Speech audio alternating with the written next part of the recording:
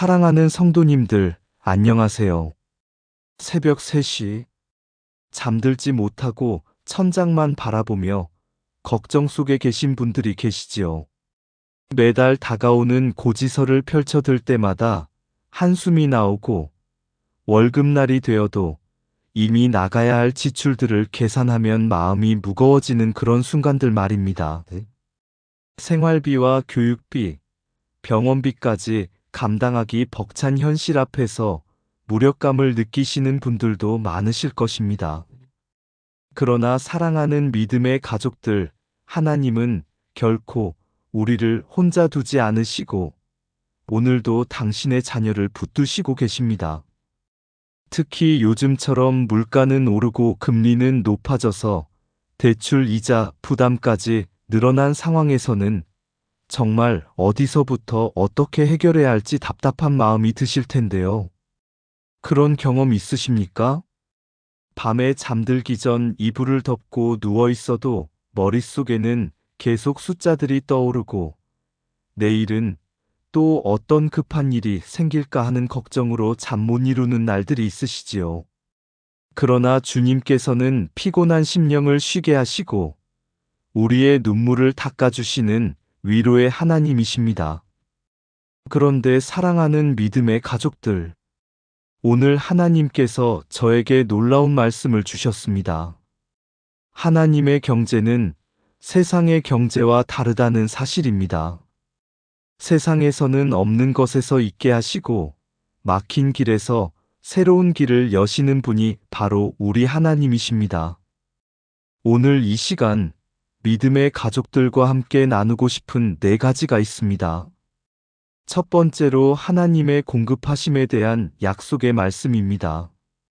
두 번째로 재정 회복을 위한 믿음의 원리입니다. 세 번째로 실제로 경험한 놀라운 간증들입니다. 네 번째로 지금 당장 시작할 수 있는 구체적인 믿음의 행동들입니다. 이 4가지를 통해 오늘 밤 이 말씀을 통해 우리의 마음이 평안과 소망으로 채워지길 소망합니다. 오늘 이 메시지가 여러분께 작은 위로와 소망이 될 수 있도록 아래 좋아요 버튼을 눌러주시고 댓글로 여러분의 기도 제목이나 간증을 나누어 주세요. 또한 더 많은 분에게 하나님의 말씀과 은혜가 전달될 수 있도록 구독과 알림 설정도 부탁드립니다. 감사한 마음으로 말씀 시작하겠습니다. 첫 번째로 나누고 싶은 말씀은 하나님께서 우리를 변함없이 돌보시고 공급하신다는 약속입니다. 많은 분들이 재정적인 어려움 속에서 정말 하나님께서 나를 보살피고 계실까? 내 상황을 아실까? 고민할 때가 있으실 거예요. 특히 주변 사람들은 다 잘 살아가는 것처럼 보이는데 유독 나만 힘든 것 같아 마음이 무겁기도 하죠. 교회에서는 11조를 드리라고 하지만 솔직히 생활비조차 빠듯한 상황에서 어떻게 드릴 수 있을까 고민되기도 합니다. 하지만 사랑하는 성도님들, 성경은 분명히 말씀합니다. 마태복음 6장 26절에서 예수님은 이렇게 말씀하셨습니다. 공중의 새를 보라 심지도 않고 거두지도 않고 창고에 모아들이지도 아니하되 너희 하늘 아버지께서 기르시나니 너희는 이것들보다 귀하지 아니하냐? 얼마나 큰 위로인지요. 하나님께서는 공중의 작은 새들조차 먹이시는데 하나님의 형상으로 지음받은 우리를 어찌 돌보지 않으시겠습니까? 예수님은 또 말씀하시기를 그러므로 염려하여 이르기를 무엇을 먹을까? 무엇을 마실까? 무엇을 입을까 하지 말라. 이는 다 이방인이 구하는 것이라. 너희 하늘 아버지께서 이 모든 것이 너희에게 있어야 할 줄을 아시느니라. 여기서 중요한 건 하나님께서 이미 다 알고 계시다는 사실입니다. 우리가 무엇이 필요한지, 얼마나 힘든지, 얼마나 간절히 기도하는지 하나님께서는 이미 다 아십니다. 빌립보서 4장 19절에도 이렇게 약속하셨습니다. 나의 하나님이 그리스도 예수 안에서 영광 가운데 그 풍성한 대로 너희 모든 쓸 것을 채우시리라. 이 약속은 2000년 전에 기록되었지만 지금도 살아계신 하나님의 말씀입니다. 시간이 흘러도 변치 않는 하나님의 신실함과 사랑이 담겨 있습니다. 많은 성도님들이 이 말씀을 붙들고 믿음으로 나아갈 때 놀라운 공급하심을 경험하셨습니다.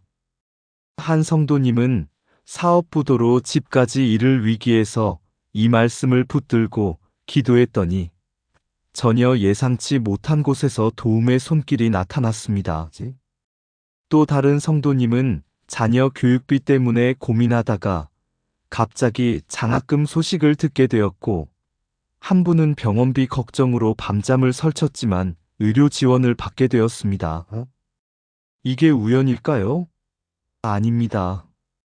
이것이 바로 살아계신 하나님께서 지금도 행하시는 공급하심입니다. 하나님께서는 여전히 당신의 자녀들을 돌보시며 필요한 때 필요한 것을 채워주시는 분이십니다. 그러므로 믿음의 가족들, 오늘 밤부터는 걱정과 근심 속에서 잠들지 마세요. 이 약속의 말씀을 마음에 새기고 평안히 쉬시기 바랍니다. 하나님의 공급하심은 결코 끊어지지 않습니다. 그분의 사랑은 변함없고 그분의 능력은 무한하십니다. 두 번째로 나누고 싶은 말씀은 재정 회복을 위한 믿음의 원리입니다. 많은 분들이 재정적인 어려움을 해결하려고 여러 가지 방법을 시도하셨을 거예요.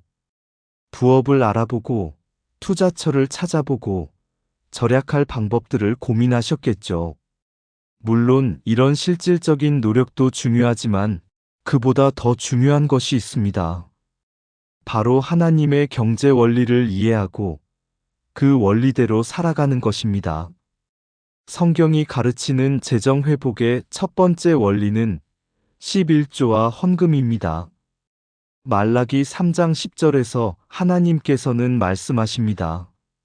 만군의 여호와가 이르노라. 너희의 온전한 11조를 창고에 들여 나의 집에 양식이 있게 하고 그것으로 나를 시험하여 내가 하늘 문을 열고 너희에게 복을 쌓을 곳이 없도록 붙지 아니하나 보라. 이 말씀을 읽으면 이렇게 생각될 수 있습니다. 지금도 생활이 어려운데 어떻게 11조를 드릴 수 있을까? 드리고 나면 더 부족해지지 않을까? 하지만 사랑하는 성도님들, 이것은 세상의 계산법입니다. 하나님의 경제는 세상의 수학과 다릅니다. 하나님께서는 우리에게 시험해 보라고 하셨습니다. 하늘 문을 열고 복을 쌓을 곳이 없도록 부어주겠다고 약속하셨습니다. 이는 단순한 비유가 아니라 실제로 경험할 수 있는 하나님의 원리입니다. 제가 아는 한 성도님의 이야기를 들려드릴게요. 이분은 중소기업에서 일하시는 가장이셨습니다. 아내가 아파 병원비가 많이 들고 아이들 교육비까지 감당하기 힘든 상황이었습니다. 솔직히 11조를 드리는 것이 부담스러웠지만 말라기 말씀을 믿고 힘들어도 드리기 시작했습니다. 처음에는 더 어려워지는 것 같았다고 합니다. 하지만 몇 달이 지나면서 놀라운 일들이 일어났습니다. 회사에서 갑자기 승진 이야기가 나왔고 급여가 인상되었습니다. 아내의 병도 호전되어 병원비 부담이 줄어들었고 아이도 장학금을 받게 되어 교육비 걱정이 크게 해결되었습니다. 이분은 지금도 간증하십니다. 11조를 드리기 시작한 후 하나님께서 정말 하늘문을 여시고 복을 부어주셨습니다. 돈으로만 복을 주신 것이 아니라 건강과 지혜와 기회까지 함께 주셨습니다. 재정 회복을 위한 두 번째 원리는 바로 감사입니다. 데살로니가전서 5장 18절에서는 말씀합니다. 범사에 감사하라. 이것이 그리스도 예수 안에서 너희를 향하신 하나님의 뜻이니라. 어려운 상황에서 무엇을 감사할 수 있을까 생각되실 수도 있지만 감사야말로 하나님의 복을 받는 통로입니다. 감사는 우리의 마음을 하나님께 집중하게 하고 부족한 것에서 풍성한 것으로 시선을 돌리게 합니다. 감사할 때 우리는 하나님의 선하심을 경험하게 되고 그 선하심이 삶 전체를 변화시킵니다. 재정 회복을 위한 세 번째 원리는 바로 청지기 정신입니다. 우리가 가진 모든 것은 하나님께서 맡겨주신 것이라는 인식입니다. 고린도전서 4장 2절에서는 말씀합니다. 맡은 자들에게 구할 것은 충성이니라. 하나님께서 맡기신 시간과 재능, 물질을 어떻게 사용하느냐가 중요합니다. 성실하게 일하고 지혜롭게 관리하며 하나님의 뜻에 따라 사용할 때 하나님께서는 더 많은 것을 맡기십니다.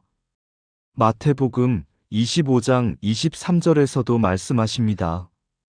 네가 작은 일에 충성하였으니 내가 많은 것을 네게 맡기리니 내 주인의 즐거움에 참여할지어다. 마지막 재정 회복의 원리는 나눔입니다. 잠언 11장 25절에서는 말씀합니다. 구제를 좋아하는 자는 풍족하여질 것이요 남을 윤택하게 하는 자는 자기도 윤택하여지리라. 자신이 어려운 상황에서도 더 어려운 이웃을 돌아보고 나누는 마음을 가질 때 하나님께서는 그 마음을 기뻐하시고 복으로 갚아주십니다. 이 원리들은 세상 사람들에게는 이해되지 않을 수 있습니다. 하지만 믿음의 가족들은 이미 경험으로 알고 계시죠. 하나님의 방법은 세상과 다르며 불가능을 가능하게 하시고 없는 것을 있게 하시는 분이십니다. 세 번째로 나누고 싶은 말씀은 실제 경험한 놀라운 하나님의 역사에 대한 간증입니다. 하나님께서는 지금도 살아계셔서 정말 절망적인 상황 속에서도 길을 열어주시고 공급해 주십니다. 오늘은 그 중에서 몇 가지 실제 사례를 나누어 드리고자 합니다. 첫 번째 간증은 김 집사님 이야기입니다. 김 집사님은 작은 식당을 운영하셨는데 코로나19로 매출이 급격히 줄어 임대료와 직원 월급조차 감당하기 어려운 상황이었습니다.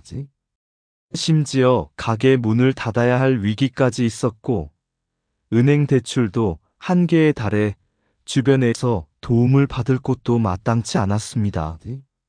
하지만 김 집사님은 절망 속에서도 하나님을 원망하지 않으셨습니다. 오히려 새벽마다 교회에 나와 눈물로 기도하며 어려움 속에서도 11조를 끊지 않으셨습니다. 그리고 시편 37편 25절 말씀을 붙들고 기도하셨습니다. 내가 어려서부터 늙기까지 의인이 버림받거나 그의 후손이 걸식함을 보지 못하였도다. 그러던 어느 날 작은 기적이 찾아왔습니다. 한 대기업에서 연락이 와 직원 도시락을 납품해달라는 요청이 들어온 것입니다. 처음에는 믿기 어려웠습니다. 작은 식당을 운영하는 자신에게 어떻게 이런 기회가 올 수 있는지 이해가 되지 않았습니다. 알고 보니 그 회사 직원 중 한 명이 예전에 김 집사님 식당에서 식사를 하며 음식 맛과 정성을 기억하고 있었던 것입니다. 회사에서 도시락 업체를 찾던 중 자연스럽게 김 집사님을 추천한 것이었습니다. 도시락 납품이 시작되면서 김 집사님의 재정 상황은 완전히 달라졌습니다. 안정적인 수입이 생겼고 직원도 새로 고용할 수 있게 되었으며 지금은 두 번째 매장까지 준비하고 계십니다. 김 집사님은 늘 말씀하십니다. 하나님께서 절망의 순간에 희망의 문을 열어주셨습니다. 두 번째 간증은 박 권사님 이야기입니다. 박 권사님은 싱글맘으로 두 아이를 홀로 키우며 생활비와 교육비를 감당하기 벅찬 상황이었습니다. 특히 큰아이의 고등학교 진학으로 교육비 부담이 크게 늘었습니다. 주변에서는 아이들을 친정에 맡기고 안정적인 직장을 구하라고 조언했지만 박 권사님은 아이들과 떨어지고 싶지 않았습니다. 그녀에게는 한 가지 확신이 있었습니다. 하나님께서 자신과 아이들을 버리지 않으실 것이라는 믿음이었습니다. 이사야 49장 15절 말씀을 붙들고 매일 기도했습니다. 여인이 어찌 그 젖 먹는 자식을 잊겠으며 자기 태에서 난 아들을 긍휼히 여기지 않겠느냐? 그들은 혹시 잊을지라도 나는 너를 잊지 아니할 것이라. 어려움 속에서도 교회 봉사를 멈추지 않았고 새벽 예배 때마다 청소를 자원하며 아이들에게도 믿음을 심어주었습니다. 그러던 어느 날 큰아이가 학교에서 특별장학금 대상자로 선정되는 기적이 일어났습니다. 성적과 가정환경, 인성을 종합평가한 결과였고 고등학교 3년 학비가 거의 전액 지원되는 장학금이었습니다. 게다가 박 권사님이 다니던 회사에서 정규직 전환 기회가 생겼고 상사의 추천으로 정규직으로 전환되어 급여와 공리후생까지 안정적으로 받을 수 있었습니다. 박 권사님은 지금도 간증하십니다. 가장 어려웠던 순간에 하나님께서 가장 확실한 해답을 주셨습니다. 아이들도 어머니의 믿음을 보며 하나님에 대한 신뢰가 깊어졌습니다. 세 번째 간증은 최 장로님 이야기입니다. 최 장로님은 건설업을 하시다가 한 번의 투자 실수로 큰 손실을 보셨습니다. 회사 자금뿐만 아니라 개인 재산까지 위기에 처했고 직원 월급과 집까지 위험해졌습니다. 평생 성실하게 신앙생활을 해온 최 장로님은 왜 이런 시련이 허락되는지 이해할 수 없었습니다. 그럼에도 로마서 8장 28절 말씀을 붙들고 기도하셨습니다. 우리가 알거니와 하나님을 사랑하는 자, 곧 그의 뜻대로 부르심을 입은 자들에게는 모든 것이 합력하여 선을 이루느니라. 그 말씀을 붙들고 끝까지 기도하며 어려움 속에서도 교회 봉사와 헌신을 멈추지 않으셨습니다. 그러던 중 과거 시공했던 건물에서 발생한 법적 분쟁이 최 장로님 책임이 아님이 밝혀졌고 원 설계자의 설계 오류가 확인되어 배상금을 받을 수 있게 되었습니다. 그 배상금으로 모든 빚을 청산하고 새로운 사업 자금까지 마련할 수 있었습니다. 지금은 예전보다 더 안정적인 사업을 운영하며 하나님의 신실하심을 깊이 체험하고 계십니다. 최 장로님은 늘 말씀하십니다. 그때의 시련이 없었다면 하나님의 진정한 사랑을 몰랐을 것입니다. 어려움 속에서 하나님께서 얼마나 가까이 계신지 세밀하게 돌보시는지 깨달았습니다. 이런 간증들은 단순한 우연이 아닙니다. 하나님께서 살아계시며 지금도 자녀들을 돌보시고 절망 속에서도 길을 열어주신다는 증거입니다. 사랑하는 믿음의 가족들, 혹시 나는 왜 이런 기적을 경험하지 못할까? 하는 생각이 드시나요? 하지만 기억하세요. 하나님의 때가 있다는 것을 말입니다. 하나님께서는 가장 좋은 때에 가장 좋은 방법으로 응답하십니다. 마지막으로 말씀드리고 싶은 것은 지금 당장 시작할 수 있는 구체적인 믿음의 행동들입니다.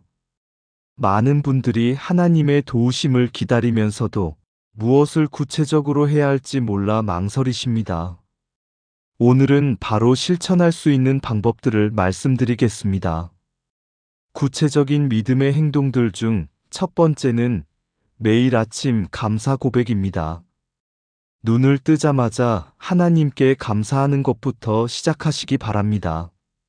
살아계심을 감사하고 새로운 하루를 주심을 감사하며 가족의 건강을 감사하시기 바랍니다. 작은 것이라도 감사할 거리를 찾아 하나님께 감사를 드리십시오. 감사는 우리의 마음을 하나님께 집중시키고 부정적인 생각을 몰아냅니다. 감사할 때 우리는 하나님의 선하심을 경험하게 되고 그 선하심이 우리 삶에 더 많은 복을 가져옵니다. 시편 100편 4절에서 말씀하신 것처럼 감사함으로 그의 문에 들어가며 찬송함으로 그의 궁정에 들어가서 그에게 감사하며 그의 이름을 송축할지어다. 감사는 하나님의 복을 받는 첫 번째 문입니다. 두 번째는 매일 말씀 묵상입니다.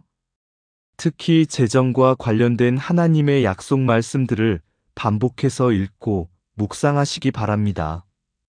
빌립보서 4장 19절, 말라기 3장 10절, 마태복음 6장 33절과 같은 말씀을 카드에 적어 지갑에 넣고 틈틈이 읽으십시오. 말씀은 살아있고 능력이 있습니다. 히브리서 4장 12절에서 말씀하시듯 하나님의 말씀은 살아있고 활력이 있어 좌우의 날선 어떤 검보다도 예리하다. 말씀을 묵상할 때 성령께서는 그 말씀을 통해 우리의 마음에 믿음과 소망을 심어주십니다. 어려운 상황 속에서도 하나님의 약속을 기억하며 소망을 두게 됩니다. 세 번째는 기도 제목을 구체적으로 정해 기도하는 것입니다. 막연히 형편이 나아지기를 기도하지 마시고 필요한 것을 하나님께 구체적으로 아뢰십시오. 이번 달 생활비, 아이들 교육비, 병원비 등 구체적인 필요를 하나님께 간구하십시오. 하나님께서는 우리의 구체적인 필요를 아시고 구체적으로 공급하시는 분입니다. 예수님께서 주기도문에서 오늘 우리에게 일용할 양식을 주시옵고라고 가르치신 것처럼 간절한 마음으로 구체적으로 기도하시기 바랍니다. 네 번째는 11조와 헌금을 신실하게 드리는 것입니다. 어려운 형편이지만 하나님께서 주신 것의 10분의 1을 돌려드리는 것입니다. 세상 사람들은 이해하지 못할 수 있지만 이것이 하나님의 경제 원리입니다. 하나님께서는 나를 시험하여 보라고 약속하셨습니다. 11조를 드릴 때는 억지로가 아니라 기쁨으로 드리십시오. 고린도후서 9장 7절에서 말씀하시듯 각각 그 마음에 정한 대로 할 것이요 인색함으로나 억지로 하지 말지니 하나님은 즐겨내는 자를 사랑하시느니라. 하나님께서 기뻐 받으실 마음으로 드릴 때 그 마음을 기뻐하시고 복으로 갚아주십니다. 다섯 번째는 이웃을 돕는 마음을 잃지 않는 것입니다. 자신이 어려워도 더 어려운 이웃에게 작은 것이라도 나누려는 마음을 가지십시오. 돈이 없다면 시간이 없다면 기도를, 기도할 여유가 없다면 따뜻한 말 한마디라도 나누십시오. 잠언 19장 17절에서는 가난한 자를 불쌍히 여기는 것은 여호와께 꾸어드리는 것이니 그의 선행을 그에게 갚아주시리라. 하나님께서는 다른 사람을 돕는 마음을 기뻐하시고 그것을 하나님께 꾸어드리는 것으로 여기십니다. 여섯 번째는 범사에 성실하게 행하는 것입니다. 주어진 일에 최선을 다하고 약속을 지키며 작은 일에도 정성을 다하십시오. 잠언 22장 29절에서는 네가 자기 일에 능숙한 사람을 보았느냐? 이런 사람은 왕 앞에 설 것이요 천한 사람 앞에 서지 아니하리라. 하나님께서는 성실한 사람을 높이시고 더 큰 일을 맡기십니다. 일곱 번째는 부정적인 말을 하지 않는 것입니다. 어려운 상황에서는 안 된다, 힘들다, 불가능하다는 말이 나오기 쉽습니다. 그러나 우리의 말에는 능력이 있습니다. 잠언 18장 21절에서 말씀하시듯 죽고 사는 것이 혀의 힘에 달렸나니 혀를 잘 쓰는 자는 그 열매를 먹으리라. 대신 하나님의 약속 말씀을 고백하십시오. 나의 하나님이 모든 쓸 것을 채우신다. 하나님은 나를 버리지 않으신다. 하나님의 계획은 선하시다. 말씀의 고백이 현실을 바꾸어 나갑니다. 8번째는 하나님의 때를 기다리는 인내입니다. 급한 마음에 즉시 문제 해결을 바라지 마십시오. 전도서 3장 1절에서 말씀하시듯 범사에 기한이 있고 천하만사가 다 때가 있다. 하나님께서는 가장 좋은 때에 가장 좋은 방법으로 응답하십니다. 조급해하지 않고 하나님을 신뢰하며 기다리십시오. 기다리는 동안에도 하나님께서는 우리를 준비시키고 더 좋은 것을 예비하십니다. 9번째는 동행하는 믿음의 공동체를 갖는 것입니다. 혼자 모든 것을 감당하려 하지 마시고 믿을 수 있는 형제자매들과 함께 기도하십시오. 전도서 4장 12절에서는 한 사람이면 패하겠거니와 두 사람이면 맞설 수 있으니 새 겹줄은 쉽게 끊어지지 아니하느니라. 함께 기도하고 격려하며 말씀을 나누는 공동체가 있을 때 우리는 더 강해질 수 있습니다. 10번째는 꿈과 비전을 잃지 않는 것입니다. 어려움 때문에 꿈을 포기하지 마십시오. 하나님께서는 우리에게 꿈과 비전을 주셨고 이루어 가실 것입니다. 하박국 2장 3절에서 말씀하시듯 이 묵시는 정한 때가 있나니 그 종말을 향하여 달려가나니 거짓되지 아니하리라. 비록 더딜지라도 기다리라. 지체되지 않고 반드시 응하리라. 하나님께서 주신 꿈과 비전을 포기하지 않고 기도하며 기다리십시오. 하나님께서는 정한 때에 반드시 이루어 주십니다. 마지막으로 말씀드리고 싶은 것은 지금 당장 시작할 수 있는 구체적인 믿음의 행동들입니다. 많은 분들이 하나님의 도우심을 기다리면서도 무엇을 구체적으로 해야 할지 몰라 망설이십니다. 오늘은 바로 실천할 수 있는 방법들을 말씀드리겠습니다. 구체적인 믿음의 행동들 중 첫 번째는 매일 아침 감사 고백입니다. 눈을 뜨자마자 하나님께 감사하는 것부터 시작하시기 바랍니다. 살아계심을 감사하고 새로운 하루를 주심을 감사하며 가족의 건강을 감사하시기 바랍니다. 작은 것이라도 감사할 거리를 찾아 하나님께 감사를 드리십시오. 감사는 우리의 마음을 하나님께 집중시키고 부정적인 생각을 몰아냅니다. 감사할 때 우리는 하나님의 선하심을 경험하게 되고 그 선하심이 우리 삶에 더 많은 복을 가져옵니다. 시편 100편 4절에서 말씀하신 것처럼 감사함으로 그의 문에 들어가며 찬송함으로 그의 궁정에 들어가서 그에게 감사하며 그의 이름을 송축할지어다. 감사는 하나님의 복을 받는 첫 번째 문입니다. 두 번째는 매일 말씀 묵상입니다. 특히 재정과 관련된 하나님의 약속 말씀들을 반복해서 읽고 묵상하시기 바랍니다. 빌립보서 4장 19절, 말라기 3장 10절, 마태복음 6장 33절과 같은 말씀을 카드에 적어 지갑에 넣고 틈틈이 읽으십시오. 말씀은 살아있고 능력이 있습니다. 히브리서 4장 12절에서 말씀하시듯 하나님의 말씀은 살아있고 활력이 있어 좌우의 날선 어떤 검보다도 예리하다. 말씀을 묵상할 때 성령께서는 그 말씀을 통해 우리의 마음에 믿음과 소망을 심어주십니다. 어려운 상황 속에서도 하나님의 약속을 기억하며 소망을 두게 됩니다. 세 번째는 기도 제목을 구체적으로 정해 기도하는 것입니다. 막연히 형편이 나아지기를 기도하지 마시고 필요한 것을 하나님께 구체적으로 아뢰십시오. 이번 달 생활비, 아이들 교육비, 병원비 등 구체적인 필요를 하나님께 간구하십시오. 하나님께서는 우리의 구체적인 필요를 아시고 구체적으로 공급하시는 분입니다.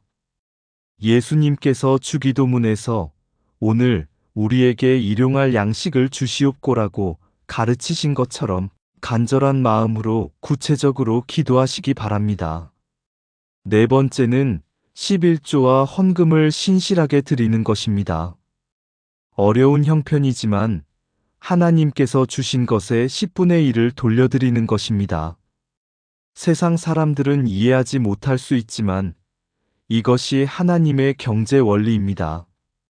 하나님께서는 나를 시험하여 보라고 약속하셨습니다. 11조를 드릴 때는 억지로가 아니라 기쁨으로 드리십시오.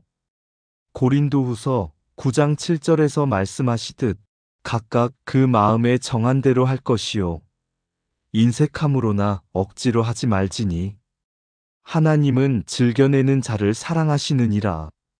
하나님께서 기뻐 받으실 마음으로 드릴 때 그 마음을 기뻐하시고 복으로 갚아주십니다.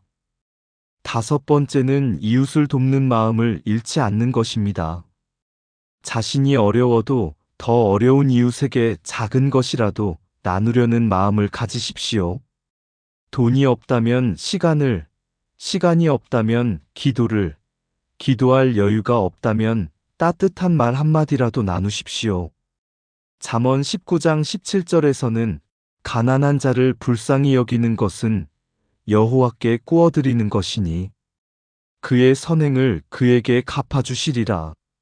하나님께서는 다른 사람을 돕는 마음을 기뻐하시고 그것을 하나님께 꾸어드리는 것으로 여기십니다. 여섯 번째는 범사에 성실하게 행하는 것입니다. 주어진 일에 최선을 다하고 약속을 지키며 작은 일에도 정성을 다하십시오. 잠언 22장 29절에서는 네가 자기 일에 능숙한 사람을 보았느냐? 이런 사람은 왕 앞에 설 것이요 천한 사람 앞에 서지 아니하리라. 하나님께서는 성실한 사람을 높이시고 더 큰 일을 맡기십니다. 일곱 번째는 부정적인 말을 하지 않는 것입니다. 어려운 상황에서는 안 된다, 힘들다, 불가능하다는 말이 나오기 쉽습니다. 그러나 우리의 말에는 능력이 있습니다. 잠언 18장 21절에서 말씀하시듯 죽고 사는 것이 혀의 힘에 달렸나니 혀를 잘 쓰는 자는 그 열매를 먹으리라. 대신 하나님의 약속 말씀을 고백하십시오. 나의 하나님이 모든 쓸 것을 채우신다. 하나님은 나를 버리지 않으신다. 하나님의 계획은 선하시다. 말씀의 고백이 현실을 바꾸어 나갑니다. 여덟 번째는 하나님의 때를 기다리는 인내입니다. 급한 마음에 즉시 문제 해결을 바라지 마십시오. 전도서 3장 1절에서 말씀하시듯 범사에 기한이 있고 천하만사가 다 때가 있다. 하나님께서는 가장 좋은 때에 가장 좋은 방법으로 응답하십니다. 조급해하지 않고 하나님을 신뢰하며 기다리십시오. 기다리는 동안에도 하나님께서는 우리를 준비시키고 더 좋은 것을 예비하십니다. 아홉 번째는 동행하는 믿음의 공동체를 갖는 것입니다. 혼자 모든 것을 감당하려 하지 마시고 믿을 수 있는 형제자매들과 함께 기도하십시오. 전도서 4장 12절에서는 한 사람이면 패하겠거니와 두 사람이면 맞설 수 있으니 새 겹줄은 쉽게 끊어지지 아니하느니라. 함께 기도하고 격려하며 말씀을 나누는 공동체가 있을 때 우리는 더 강해질 수 있습니다. 열 번째는 꿈과 비전을 잃지 않는 것입니다. 어려움 때문에 꿈을 포기하지 마십시오. 하나님께서는 우리에게 꿈과 비전을 주셨고 이루어 가실 것입니다. 하박국 2장 3절에서 말씀하시듯 이 묵시는 정한 때가 있나니 그 종말을 향하여 달려가나니 거짓되지 아니하리라. 비록 더딜지라도 기다리라. 지체되지 않고 반드시 응하리라. 하나님께서 주신 꿈과 비전을 포기하지 않고 기도하며 기다리십시오. 하나님께서는 정한 때에 반드시 이루어 주십니다. 사랑하는 믿음의 가족들, 오늘까지 함께 나눈 4가지를 기억하십시오. 첫째, 하나님의 공급하심에 대한 변치 않는 약속을 확인했습니다. 둘째, 재정 회복을 위한 하나님의 경제 원리를 배웠습니다. 셋째, 실제 간증을 통해 하나님의 살아계심과 역사하심을 확인했습니다. 넷째, 지금 실천할 수 있는 믿음의 행동 10가지를 배우셨습니다. 그러므로 오늘 밤부터는 걱정과 근심으로 잠들지 마시고 하나님의 약속 말씀을 마음에 새기며 평안히 주무십시오. 하나님께서는 밤새 우리를 지키시며 새로운 아침에 은혜와 기회를 준비하고 계십니다. 시편 121편 4절 말씀처럼 이스라엘을 지키시는 이는 졸지도 아니하시고 주무시지도 아니하시리로다. 이사야 55장 11절 말씀처럼 내 입에서 나가는 말도 헛되이 내게로 돌아오지 아니하고 나의 기뻐하는 뜻을 이루며 내가 보낸 일에 형통하리라. 하나님의 약속은 반드시 이루어집니다. 믿음의 가족들, 오늘 이 말씀을 통해 소망의 씨앗이 심기기를 기도합니다. 하나님께서 함께 하신다는 확신, 길을 열어주실 믿음만 있다면 어떤 어려움도 이겨낼 수 있습니다. 마지막으로 사랑하는 믿음의 가족들을 위해 축복 기도를 드립니다. 눈을 감고 하나님께 집중하며 함께 기도합시다. 하나님 아버지, 오늘 밤 우리 모두를 당신의 사랑 안에 안전하게 품어주시옵소서. 우리의 걱정과 근심, 불안과 두려움을 당신의 평강으로 덮어주시고 마음속 깊은 곳까지 평안을 허락해 주옵소서. 주님, 보이지 않는 상황 속에서도 당신의 선하신 계획이 이미 진행되고 있음을 믿습니다. 우리의 필요를 아시는 하나님, 우리의 발걸음을 인도하시고 필요한 길과 은혜를 준비해 주옵소서. 절망과 불확실함 속에서도 소망과 믿음의 씨앗이 마음속에 깊이 뿌리내리게 하옵소서. 오늘 밤에도 몸과 마음과 영혼을 지켜주시고 내일 아침에는 새로운 은혜와 기회가 우리에게 임하게 하옵소서.